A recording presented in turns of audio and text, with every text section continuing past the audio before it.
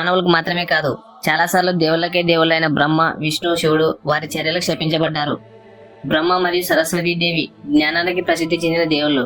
అయితే సరస్వతీదేవి ఒకనొక సందర్భంలో బ్రహ్మదేవుడికి శాపం పెడుతుంది. అందుకే బ్రహ్మదేవునికి పూజలు చేయరు. ఆ శాపం ఏంటి ఇప్పుడు తెలుసుకుందాం. అందువల్ల ఈ వీడియో పూర్తిగా చూడండి. వీడియో ఇస్తే లైక్ చేసి షేర్ చేయండి. ఇలాంటి మరిన్ని ఇన్ఫర్మేటివ్ వీడియోస్ కోసం ఈ ఛానల్ సబ్స్క్రైబ్ చేసుకుని బెల్ ఐకాన్ని క్లిక్ చేయండి. పద్మపురాణం ప్రకారం బ్రహ్మ తన పిల్లల్ని వజ్రనాభుడు అనే రాక్షసుడు చంపడానికి ప్రయత్నిస్తాడు. ఆ వెంటనే బ్రహ్మదేవుడు తన ఆయుధమైన తామర పువ్వుతో వజ్రనాభుని సంహరిస్తాడు. ఈ ప్రక్రియలో బ్రహ్మదేవుని యొక్క ఆయుధం అయినటువంటి తామర పువ్వు రేకులు భూమిపై ఉన్న 3 ప్రదేశాలలో పడి 3 సరస్సులను సృష్టించాయి. వీటిని పుష్కర సరస్సు, మధ్య పుష్కర సరస్సు మరియు కనిష్ట పుష్కర సరస్సు అని అంటారు. బ్రహ్మదేవుడు భూమిపైకి వచ్చినప్పుడు బ్రహ్మ చేతిలోని పువ్వు పడిన ప్రదేశానికి పుష్కర్ అని పేరు పెట్టాడు.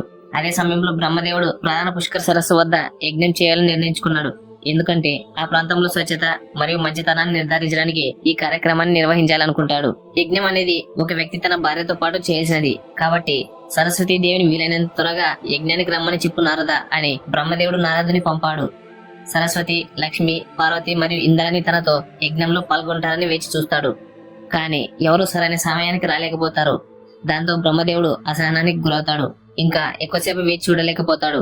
తన తొందరపాటులో బ్రహ్మదేవుడు గాయత్రిని వివాహం చేసుకున్నాడు. అప్పుడు బ్రహ్మదేవుడు తన కొత్త భార్య అయినటువంటి గాయత్రి దేవితో యజ్ఞాన్ని పూర్తి చేస్తాడు.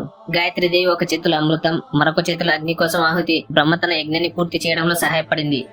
చివరకు సరస్వతీదేవి వచ్చినప్పుడు గాయత్రీదేవి బ్రహ్మ పక్కన కూర్చోవడం చూస్తుంది. దాంతో సరస్వతీదేవికి కోపం వస్తుంది. ఆ కోపంలో సరస్వతీదేవి బ్రహ్మదేవుడికి ఒక శాపం పెడుతుంది. అదేంటంటే భూమిపై ఎప్పటికీ ఎవరూ నేను పూజించరు అని అంటుంది. కానీ శివుడు మరియు విష్ణు ఆ శాపాన్ని తగ్గించమని కోరుతారు. దాంతో సరస్వతీదేవి తన శాపాన్ని తగ్గించుకుని పుష్కరాలలో మాత్రమే బ్రహ్మను పూజించడానికి అనుమతించింది. అందుకే మన సృష్టికర్త అయిన బ్రహ్మదేవునికి అంకితం చేయబడిన దేవాలయాలు చాలా తక్కువ ఉన్నాయి. వాటిలో కొన్ని ముఖ్యమైనవి పుష్కరాలలో ఉన్నాయి. అంతే friends video. Thanks for watching.